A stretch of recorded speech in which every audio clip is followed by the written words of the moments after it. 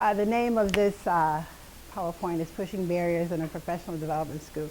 Does anybody here not know what a professional development school is?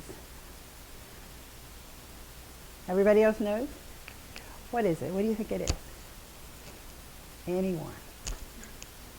What is it? Well, what do you think about when you hear developing to be a professional? Okay. It is a partnership. It is a partnership between a university and a K through P, well actually pre-K through 12 school. We happen to be, my methods, well let me just start from the beginning how this started. I've been teaching methods, English ENG 463 methods, materials, and professional development for teachers of English for a while now. And I have actually taken my methods course to a number of schools in Buffalo. And in doing so and working with teachers and having my teacher candidates work with teachers, I've been asked to come in and help with student engagement, for example. I've seen you work with your kids. You can just give me a little tip here and there, and I'd go do that. And I've been asked, we're thinking about doing this in the school, can you come in and do that? And I've been doing that. And so I was just sharing really with my colleagues that these schools have a lot of need. And we're in there with our students and methods. Some folk call them practicum students. We just call them teacher candidates. And we're in schools with student teachers, and they're asking for some other things too. Well, in sharing this with some of my elementary ed colleagues over in the School of Education, Leslie Day, a long time ago, said to me, "You don't know anything about our PDS, do you?" I said, "Well, what is a PDS?" And she says, "A professional development school," and she was the one that got me started.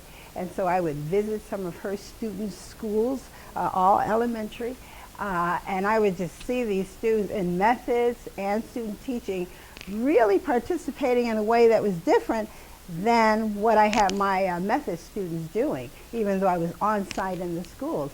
And so I asked her, I'm in the English department, how do we get that going? This sounds wonderful.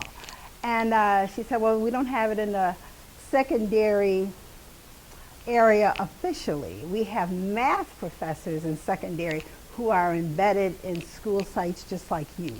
And she says, maybe you want to talk to them, maybe you guys could come up and create a secondary professional development school. And I have to give kudos to those math professors over there because they've been great mentors to me.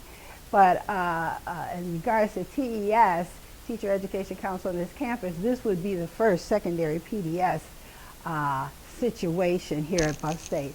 But I could not have done this on my own, had lots of help. So let me tell you a little bit about Lafayette. Lafayette has approximately 750 students in grades 7 through 12. Lafayette used to be a high school. My second half graduated from there in 19 whatever. And it was just a 9 through 12 high school, traditional high school. 5 years later, in the 90s, late 90s, 2000, they did a little bit with financing. That program really didn't last, and so it was just a traditional high school. For the last 3 or 4 years, as more students immigrated here from all over the world, refugees, placement was placing them at certain schools. The West Side seemed to be an area that many immigrants and refugees selected to live, to start their new life. Buffalo is a resettlement refugee area, so there's funding and aid that Buffalo gets for doing that. But we started seeing a real increase in Lafayette, which impacted the district because we had to provide different kinds of support for those children and families coming in. So it's 90%, today is 90% English language learners, 10% traditional students, if you will, native speakers of English. These schools began coming from School 45, which is an elementary school across the street from Lafayette. They have been servicing immigrant and refugee children forever and doing a really, really good job. But it came to the point that the district was looking at sort of an international campus, if you will. That's their concept, their idea. And so they decided to just refigure things a bit, and they decided they're going to put the 7th and 8th graders at Lafayette. And School 45 would continue to be pre-K through 6. And so that's what they did. So these kids came from School 45 initially, but then they started coming from all over the world. They're newcomers, they're children and families who don't speak any English. Lafayette receives SIFE students. These are students with interrupted formal education. They receive refugees. Some of them have never been in a school. You give them a pencil, they really don't know what to do with that really, what that's all about. So they have a beautiful array of children. And if you ever get an opportunity, and I would suggest that you do, that you visit School 45 or Lafayette, what a treat. I mean, sometimes when it's difficult with all the many hats I wear, I can just stand in the middle of any corridor at Lafayette between class and just be inspired and blown away. Because these children are beautiful, they come in their garb, you hear all these wonderful languages, you hear native English speakers talking with someone who speaks Korean, and they're trying to work that out. It's just phenomenal, phenomenal. It really tells you and shows you what we can do when we put our minds to it. Over 60 languages are spoken at this school. Oops, well that didn't work. I apologize.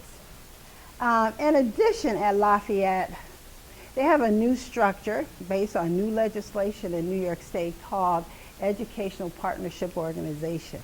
This is an option for schools, if you will, who the majority of the children are not performing on level.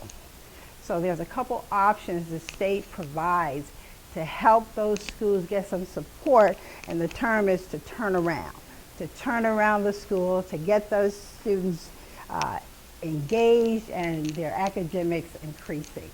So Lafayette has Johns Hopkins University. By the way, Buffalo State also applied for the EPO for Lafayette at the time, but Johns Hopkins out of Maryland was selected. So with having an EPO, they also get to have a superintendent. So this school, and Johns Hopkins has two, East High School and Lafayette, but we'll just talk about Lafayette today. They have a superintendent of that school with the full authority of a superintendent, and they have a principal. Johns Hopkins, when they first came to Lafayette, on paper they read about these wonderful children who are there and the different languages, and I don't know what they thought. But when they actually came and physically was on site, it quickly became known that they really did not have the resources to support that.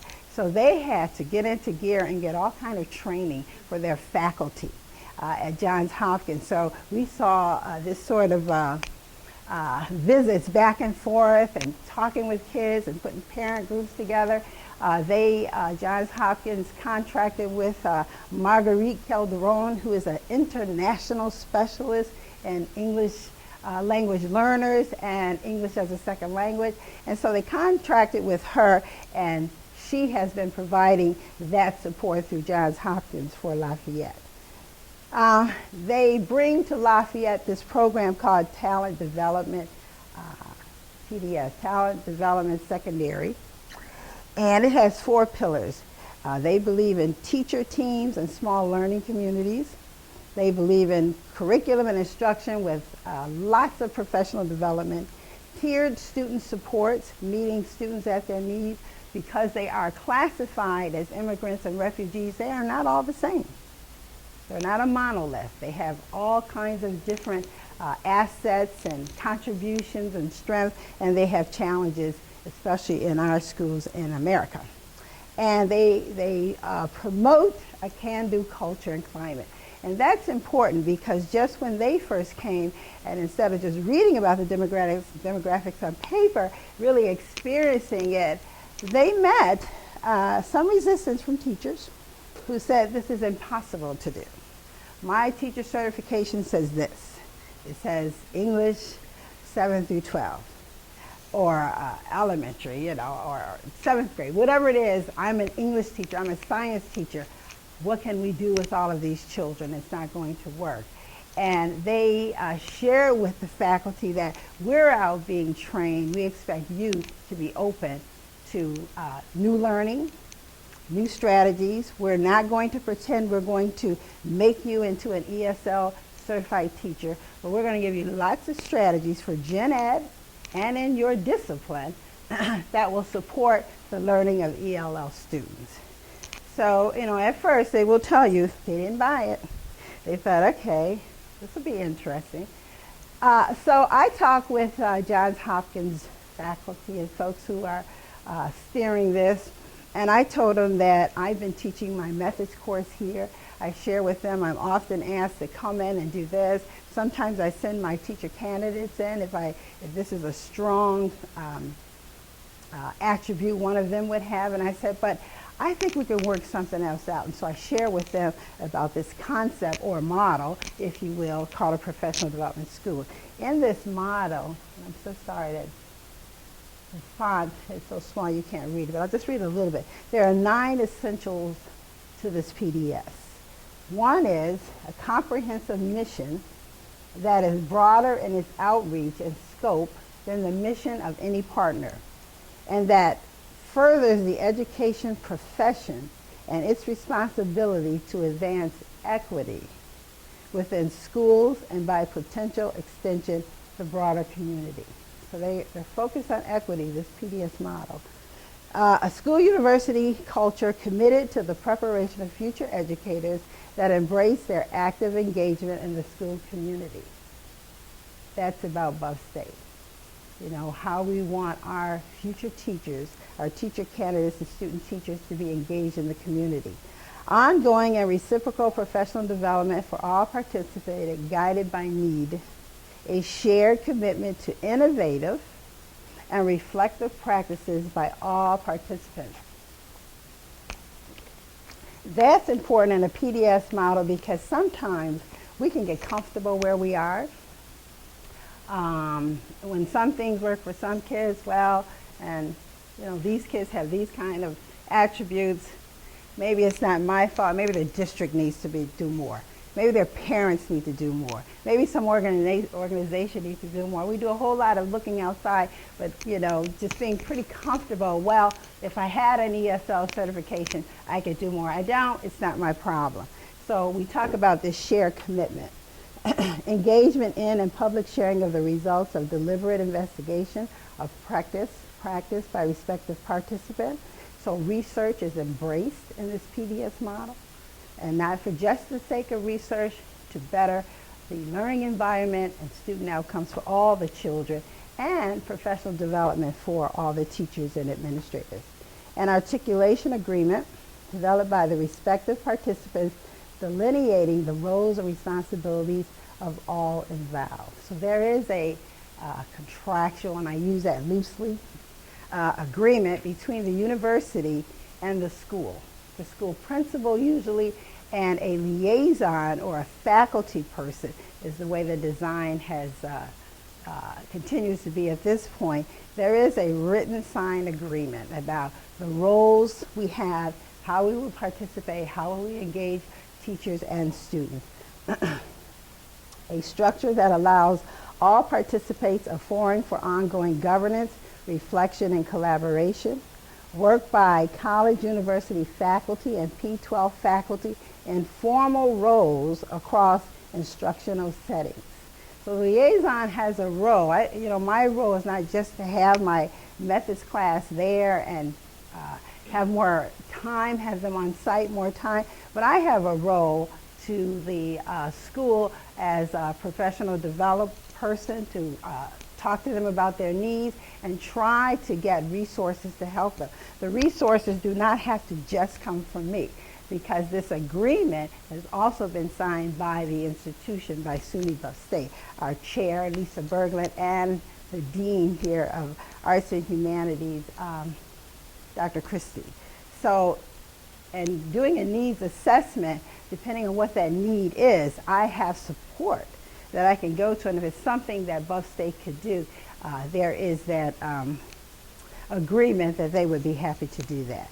And lastly, dedicated and shared resources, formal rewards, and recognition structures. And I'll show you how that works out. Dedicated resources, my students have been invited to attend professional development offered by the district, free, even when it's paid. We share resources. They will come into my class and do individual, if you will, or just for my teacher candidates, professional development. And so it's wonderful stuff. I'm going to show you a picture of what that looks like. So I started back in 2009 having my methods class at Lafayette. This redhead wonderful woman is the principal. Her name is Mrs. Naomi Sari. And those students back there, and some of them are even further back, were my methods students at the time. What's interesting, this is our first room. It's about as big as a closet.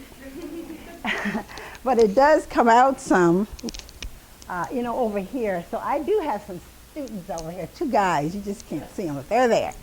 And when I first brought that methods class, and we went to our class the first day, and they're very kind. They looked at me, they said, we're going to be in this room?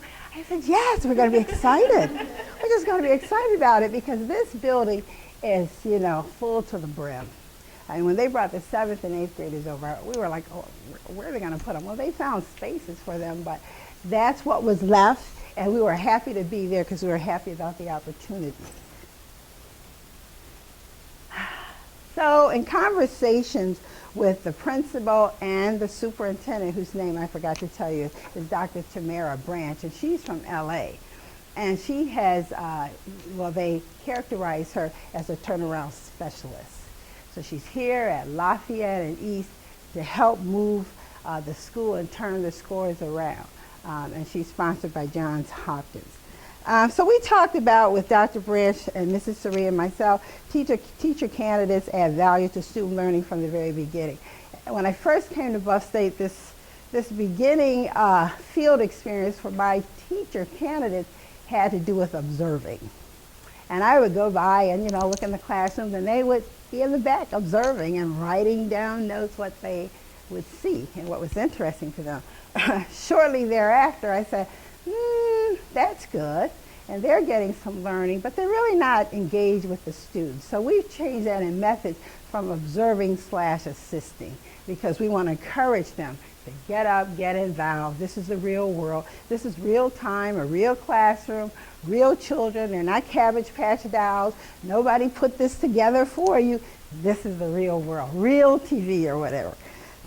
We talked about teacher candidates practice their future role as teacher advocates for students from diverse backgrounds. Here's another point. When I came to Buff State, many of my students shared with me that they did not have, they felt, these are their words, experience with diversity. Some of them came from Wilson and suburban areas, and some right here, and they just didn't have a lot of experience with diversity, diverse populations.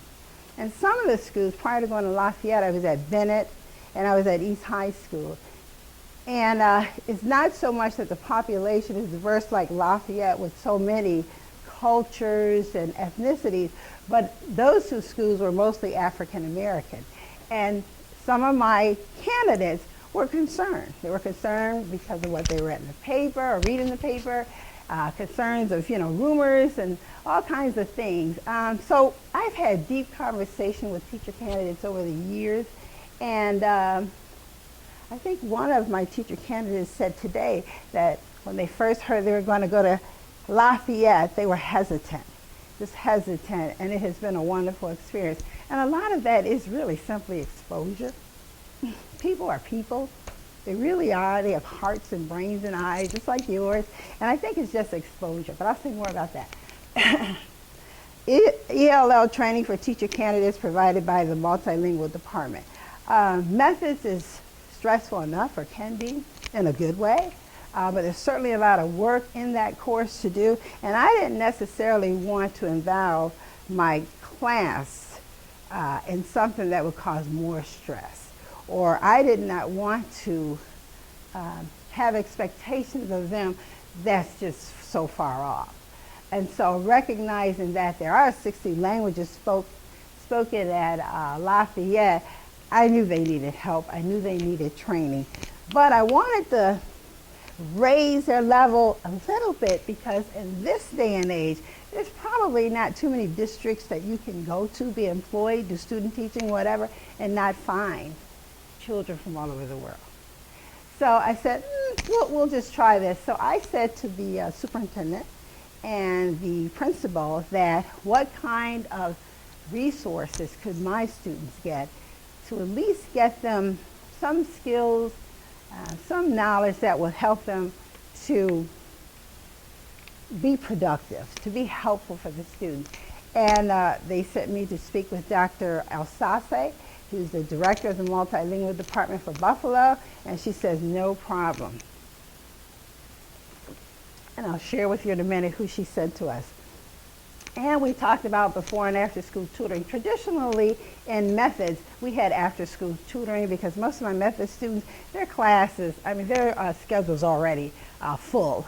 And to ask them to change things for this and that just wasn't an option. But I said to the superintendent and the principal, because this would be extended time for their students, that I understand what they're saying and what the need is. So we will create an opportunity. I'm not going to guarantee that my students are going to be able to get here 7:30 in the morning. But we will prepare. I will take the responsibility to prepare for it and just have a window for it, and we'll see who could do that. So this agreement I talked about a little bit ago, there's 4 stages.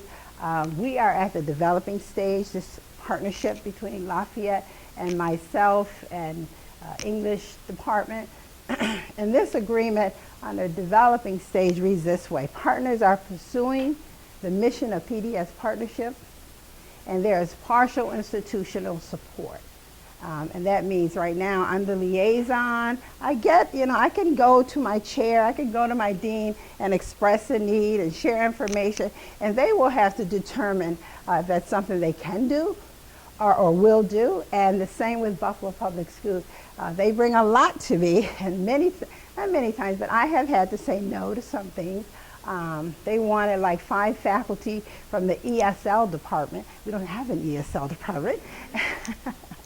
And so, and that was interesting to them, and even to Johns Hopkins, they said, because I gotta believe with all of these beautiful children and families coming to Buffalo, that Buff State must get them as well. Oh, well, of course we do. So I did connect them with some of my faculty colleagues through my work in TEC who have had many students from all over the world and did have some really good information to share. So that was wonderful as well. At the developing stage, partners are engaged in PDS work in many ways. The point with that is there are no 2, and there will not be, no 2 secondary PDS that look the same.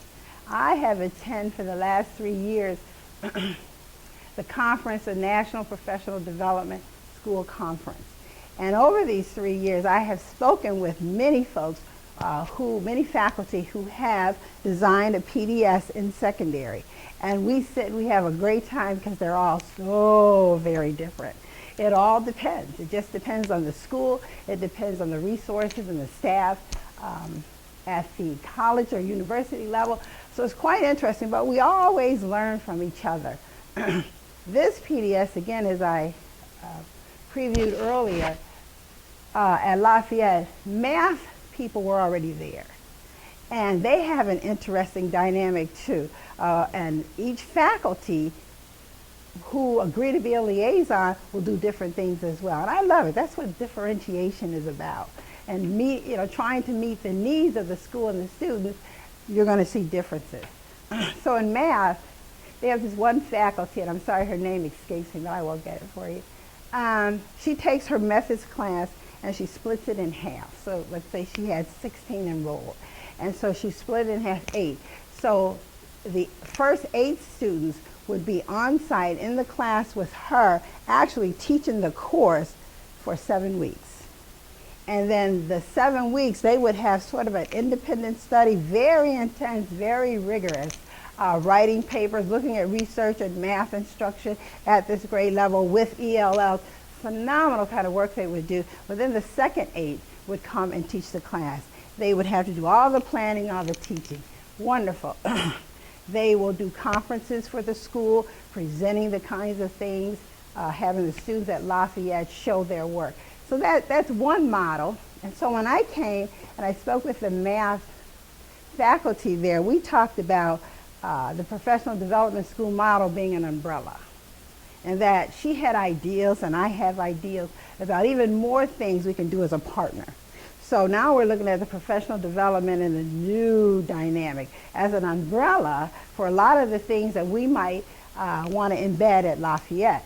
And this was interesting because we found out there were other faculty on this campus who wanted to do it. It would give us a stronger presence with a name to it, because you can go in Lafayette now and they'll talk about Dr. Harris-Tigg and her methods class or the math, their name just escapes me, faculty person and those students. But we really wanted to, we're proud of Buff State, and we really wanted to have a presence and a recognized presence, that we are there and we have phenomenal students who are willing to do this kind of work with us. So now we're seeing professional development as an umbrella. It's an umbrella to the math, my English methods, which is now expanding out into social studies and science in regards to literacy. And we have 2 other little programs. We have a Future Teachers Club, and those students this next week will be on our campus. And then we have a public achievement small program that we're launching with Dr. Hunter. So we have some things that we're doing and we're building, and we'll talk more about that. However, the supporting institutions have not yet made changes in their policies and practices that would provide evidence of institutionalization. And that's one of the goals of the PDS, that we institutionalize this. This is something that the school and the college or university is committed to, and committed to continue to put resources, and committed to continue to look at the needs and provide more and more and more. So after all these conversations with the superintendent and the principal, we decided, because this cannot just be my work, that's part of the partnership, it is a collaboration, I asked them about putting together a liaison committee, a PDS liaison committee. And the principal said to me, well, we have a leadership team in the building. Can we think about that group of teachers to be synonymous with the liaison committee? And I said, well, I'm open to that. However, I need every discipline at the table, because this cannot remain a methods or an English situation. We want to get all of our disciplines in here. We really want to build this thing. And so her leadership team was, in theory, supposed to be representative of all the different disciplines, but it wasn't. So that was a great conversation we had, and then we made sure that all the teachers were there. So that's a picture of, we're in the library there. I don't see, you can see my students there. Not a really good picture. They're back here, some of them over there.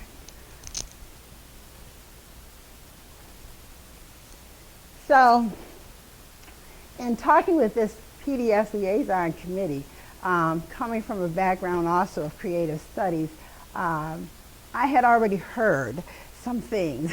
I had already heard that here's another fad. This won't be supported. It sounds great. We like it. Many veteran teachers said, oh my God, this would be a great way to give back to the profession.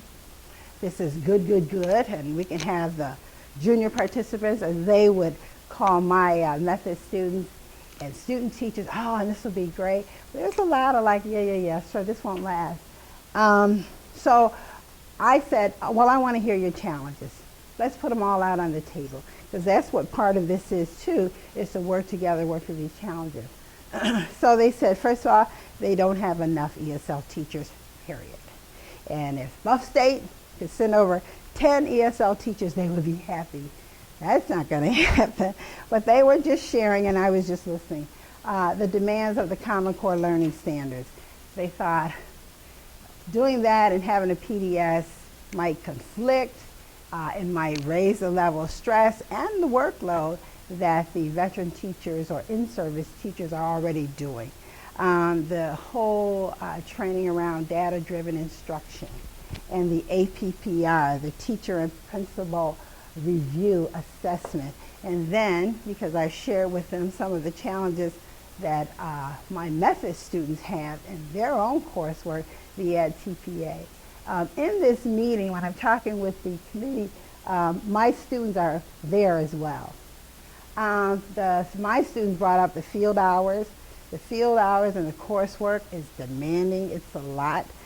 So that was a challenge, and as I'm asking them to participate in the PDS. Teaching a mini unit, how do you focus on that and be able to do more? And so the question was, so where do we start? With all these things, we kind of like this, the way you roll this out, where do we start? There was conversation about it becoming a fad. It'll be here today, it'll be gone tomorrow. This semester, we won't see you next semester. As we move from just having a methods course on site to this, what they thought was a big thing. So we came up with a challenge statement, and we did this through a creative problem solving method or process called foresight model. So we began to, let's just figure out and let's just converge, if you will, on a small number of challenges that we can actually work on and see if we can create this PDS that will work well for everybody. So the statement was, in what ways might we focus our PDS work? And focus, they were determined to have that in there because they said that's the problem. Even with all those other challenges, they have so many things to focus on. And so where does the PDS work fit in? So I'm listening, and this is a picture of some of that creative problem solving. I think that's Rachel up there. So we did some diverging, brainstorming, putting everything out, and then they were given little sticky circles, and they had to go up there and identify which are the two really big challenges that may be an obstacle into getting this work done. And so we went through all of that. It was phenomenal. I'm going to get ready to tell you shortly, yeah.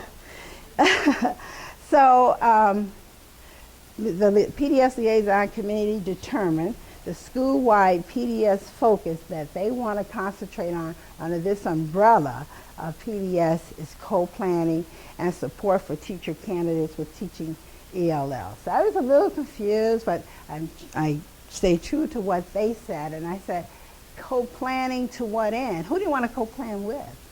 And so I didn't know if they were trying to say, we need help with lesson planning, and I wanted clarity around it. So I dug a little more at another session with my teacher candidates there, and they're talking about co-teaching.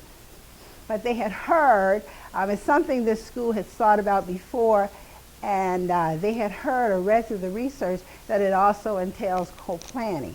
So they sort of wanted to, let's just focus on co-planning. And we talked about, there has to be an outcome for that. So let's go back to your desire to have this co-teaching model. And let's think about it. And let's think about it in regards to my teacher candidates. How do they fit into that? I have them now embedded in your classes for field hours, observing and assisting. How is this going to work? That probably doesn't belong there. Here's a picture of an ELL workshop provided for my students. This is our new classroom. We're in a computer room. But it's interesting. It works. Yeah, it works. And this is Mrs. Scheibe, Fanoon Scheibe. And she's like a daughter to me, really. I was so shocked when they sent her. She's a supervisor of multilingual education. I was her English teacher at McKinley for 4 years. And she was an ELL student. She's now a LEP. And so she's taking a test, and they have determined that she's proficient in English. She is no longer designated an ELL, she's a LEP.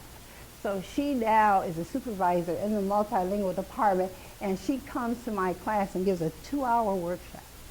2 hours that she helps them to understand about language demands, about conversational language versus academic language. She shares with them vocabulary strategies that general ed teachers might use. And it's interesting, what we always find is that what she shares with us, it is great support for ELLs, and we can see that in our work with them, but it's good instruction. It's just good instruction, and it's diverse instruction. It's differentiated, truly differentiated instruction. So, as I said, I think my thing is corrupt, so I got to mix here. This is a this is a picture, as I talked about. The school said for their extended time, they realized one of their needs is the ELL students need more time. That was just a big, you know, that thing like VA, should have had a VA. That's what they said. They need more time in these classrooms.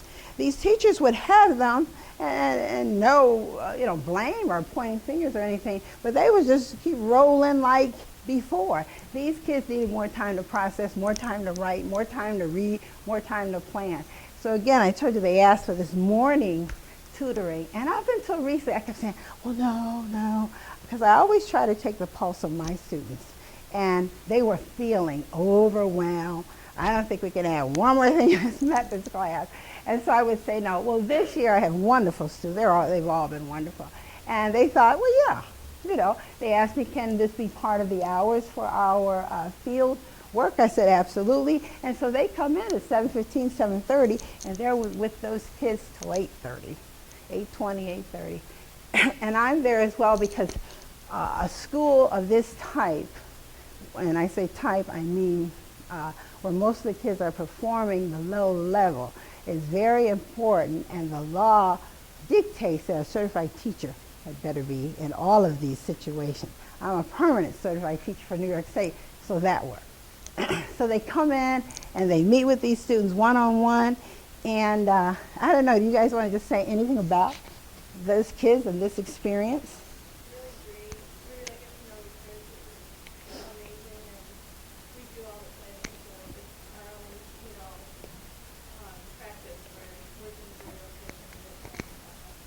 Absolutely. In fact, I was a little late getting on campus for this today. I was running behind because one of these students came to me as I was leaving Lafayette in the hallway and said, "Are your tutors here?"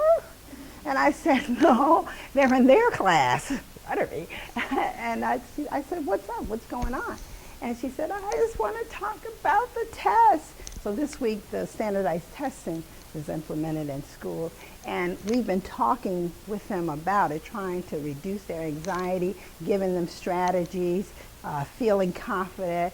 And I said, "Well, no, they're not here." I said, "Do you want to talk to me about it?" And so we went in the library and we talked, and she just didn't feel confident that she did a good job. And so we talked, well, were you able to finish the exam? She was not able to finish the exam, and that was the impetus of her shattered confidence, because she felt in 90 minutes, that's what the state says, she should have finished. And she said, I said, "Did you feel the reading was difficult? Words, lots of words that you didn't?" She says, "No, I just couldn't read that fast." So we have a lot of work to do to support our children. And I was glad. Here's another picture. And they get breakfast in the morning. We don't, but they do. So that's good too. And it's turning out to be a great opportunity. I am just grateful to witness and learn from my teacher candidates. And you know, some people would say, well, I don't know if they really can handle this. You know, there's this book, Accelerated Learning by David Meyer, and he said, put them in there. Stop, you know, compartmentalize what folk can do. Put them in there. I'm just grateful and amazed at the work I see these students doing. Here's an example of common planning, and this is a time in the day where they used to do cross grade levels, sort of vertical. Every grade level would meet and focus on English on this day, or math or science. Now they're doing common planning time by discipline. So these are most of the English teachers, special ed teachers are in there, ESL teachers, and they get together, and sometimes the conversation may be about a student in common. It might be about the curriculum. They may be discussing the modules that are listed and presented on Engage in New York that the state has developed. They talk about many things, and I embed my students right in there. I do that for a number of reasons because at the methods level, the teacher candidates have been in school so long, they forget that you got to turn that corner. We're not going to see you as just students anymore. You're going to be a teacher, and now you're at the door. And so we want you to get on the other side of the desk. And so yes, you have something to say in these conversations. You know more than you think you know. You've had experiences in other class with field work and tutoring, other types of field work. And so it's now time to bring that all together. It's like a synthesis. Bring it all together and work with in-service teachers for your students who you're going to teach. And every semester is just phenomenal because when they actually get in those classrooms and teach those 5 lessons, if I really, and I'm being serious, if I didn't know who these students were, I couldn't tell who's the teacher. Oh, confident. Their plans, they have vetted it in class. They've worked with each other. They've talked to other teachers in the building. They are ready, and they do phenomenal work in the classes.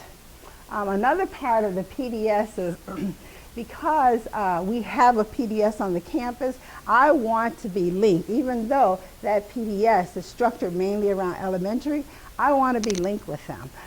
So we attend all the PDS consortiums.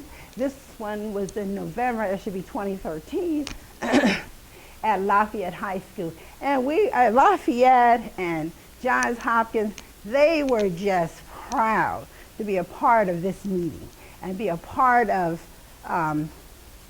seeing and talking with teachers all over Western New York, because this PDS is now a Western New York thing. So we had folks from Kenton, we had folks from Williamsville, we had a lot of people at the consortium who have started PDSs in their district. And so we just share information, we share our challenges, we have university people here, Kadisha's always come, Damien, I think it's Damien comes. We have charter school people, Dr. Lyons from Enterprise always come, has her own PDS. So we really get a nice influx of folks to exchange all kind of ideas, to talk about all kinds of dynamic and structure, and it just blows. Now the consortium meetings are held at the different schools who have a PDS, but they also have, and I don't have a picture in this, conference for the PDS that's held out at the hotel, I forget the name of the hotel, out in East Amherst. And all of these folks, and even Rochester and Syracuse, these folks come together. And last year we had the Teacher of the Year, New York State Teacher of the Year, and he blew it out of the water. And at that conference, the teachers, I think we had 7 teachers from Lafayette, principal, assistant principal, so it's phenomenal, phenomenal stuff of educators coming together. And you really can't tell who's a teacher candidate and who's a teacher, who's a administrative candidate, and who's a real principal or an in-service principal. So this is good stuff, and it really helps our students to be a part of something right from the beginning.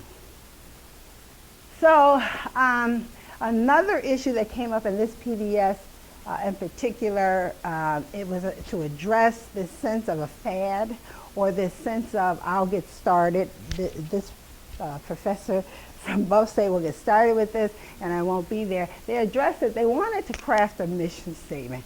They said that the success they've had with different programs and different experiences with organizations in the school is when they got together and all committed to the same kind of thing. And so they wanted to do a mission statement. So I facilitated that with my teacher candidates. And my first section, we talked about this focus. I wanted them to define. They wanted co-teaching. Let's talk about this concept. Let's talk about it in regards to the in-service teachers. Let's talk about co-teaching in regards to our students, our 7 through 12 students. Let's talk about co-teaching in regards to my teacher candidates. What does all that look like?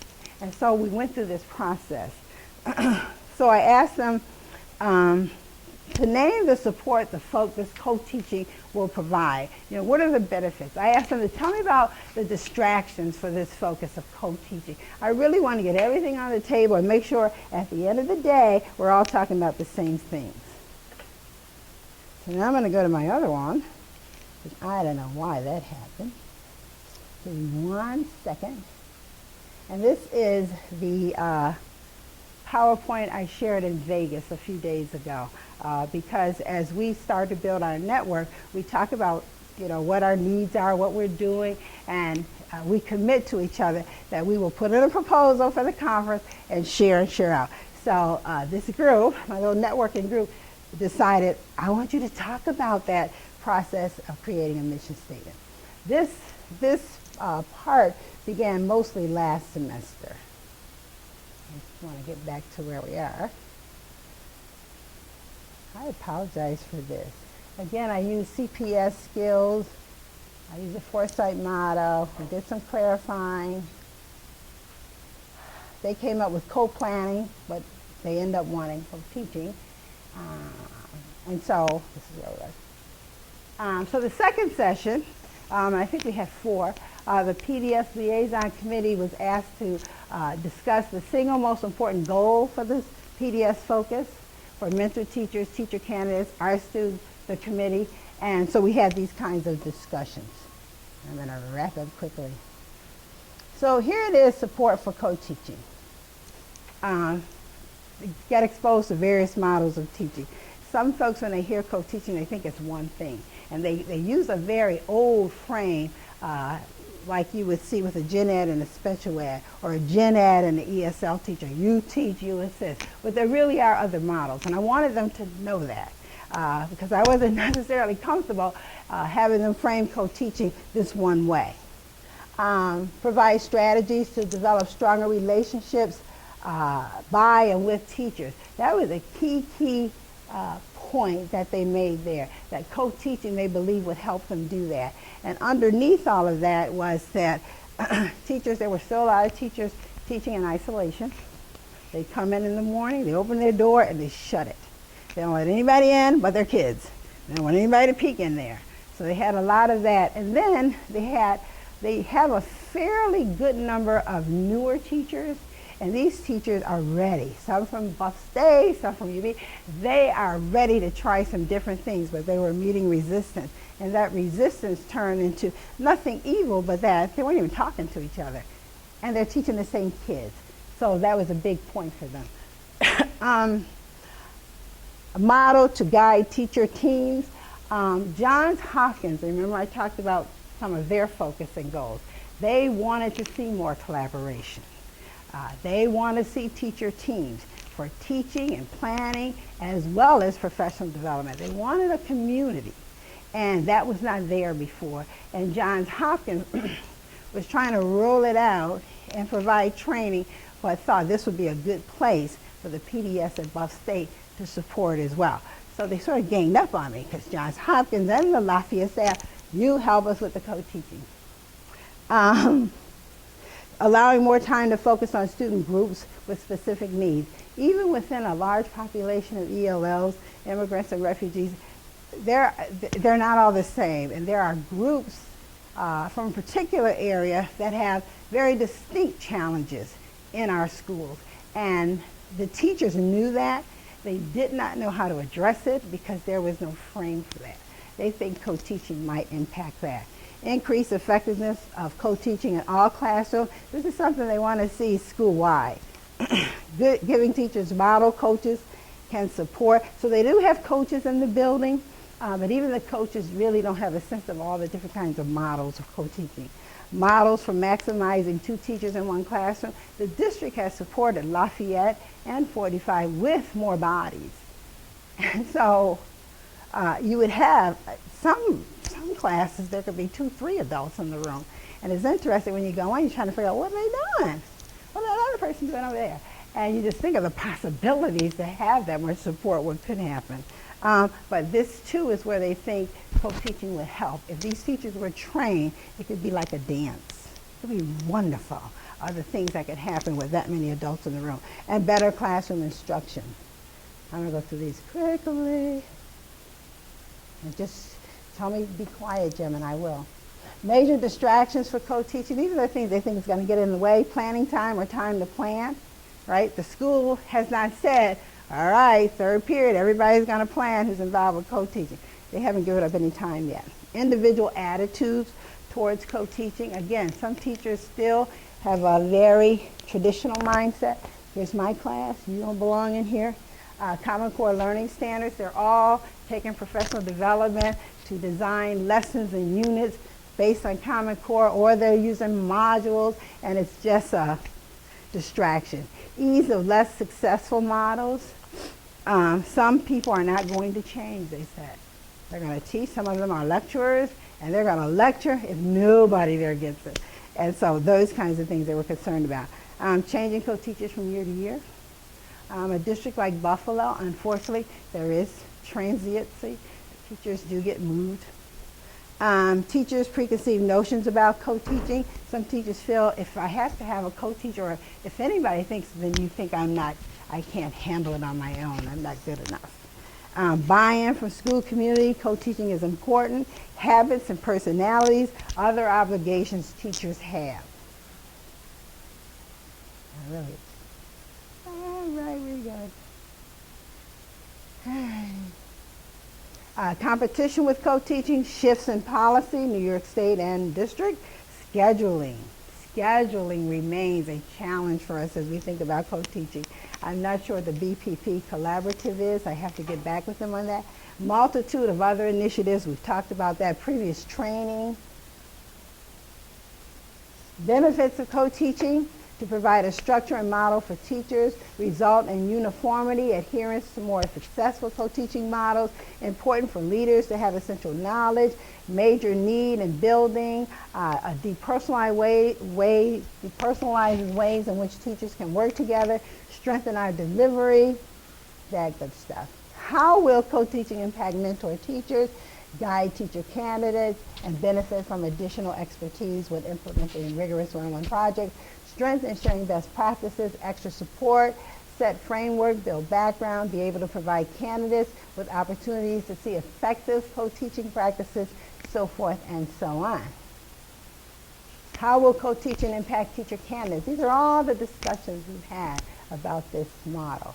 Teacher candidates will benefit from support from mentor teachers and examine, planning, implementing, and guiding students. Provides a new educational experience for teacher candidates. Understands the overall purpose and how successful co-teaching is implemented to assure student success. Support of mentor teachers and experience in planning, implementing, and guiding students. And demo models. They get experience with demo models early in their careers. How will it impact our absolute focus? 7th grade students benefit from more one-on-one teacher and student instruction. Provides clear instruction as it provides 2 different styles, extra support, one-on-one teacher to student instruction, increases student performance, facilitates differentiation, more individualized instruction. Co-teaching impact the PDS Liaison Committee, improves teacher involvement in the process. Reporting and articulates specific outcomes or need for modification, to offer opportunity to explore various models, to guide school staff through the process, improve instruction. So what is the PDS Committee's belief, values, and aspirations around this concept? What can we do to best support students educationally, socially, and emotionally? That's their belief, that's their values. All are able to learn, constant collaboration. They recognize, most of the teachers, that they've got to start working together for the benefit of the students in front of them, regardless of what their training, traditional biases are about that. This is what we have to do. Enhance ability to effectively teach ELL. What are we really good at? The committee said they're good at breaking down skills and curriculum for both co-teacher and students and developing frameworks. Concerns we share regarding co-teaching, and it's still similar, the same thing, but this was a long conversation. I'm just about at the end. So after talking about all of this, we started sort of scribing out, if you will, some draft mission statements. And I think I have 4 to share. I think there was like 6 groups. but I think I only brought 4 or sharing 4 with you. One of them, a group of 6, said, our mission is to provide a co-teaching environment that specific skills enable teachers to support and strengthen each other while increasing student learning. Another group said, through ongoing collaboration, well-rounded educational experience, and with an eye toward increasing student knowledge and expertise in the skills necessary for high school graduation and collegiate studies as professional educators, we acknowledge the need to implement various co-teaching methodologies while setting a tone of high expectations and addressing the essentials of social, cultural, and emotional awareness of our students. 2 others, the PDS partnership with Lafayette High School will provide teachers and leadership personnel with research and tools towards an effective and uniform framework for co-teaching. Teachers, teacher teams will confidently implement successful co-teaching models to suit the needs of their students. And lastly, the PDS will help to develop a co-teaching model that supports the community here and develops teachers' abilities to work together and deliver meaningful instruction for their students. And I think one more last. The PDS mission concerning co-teaching is to provide the opportunities to explore and implement various models of cooperative instruction for the mutual benefit of student teachers, and mentor teachers alike. So that is just, if you will, a snapshot of what we have been doing, what I have been doing in my method students in this PDS model. And questions?